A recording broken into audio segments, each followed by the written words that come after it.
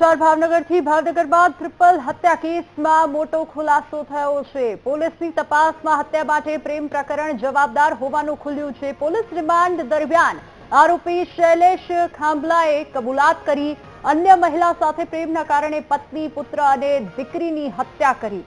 પ્રેમિકાનો હત્યા કેસમાં કોઈ રોલ હતો કે નહીં તે દિશામાં પોલીસે તપાસ શરૂ કરી છે। હત્યારો શૈલેષ ખાંભલા હાલ 7 દિવસના રિમાન્ડ પર છે।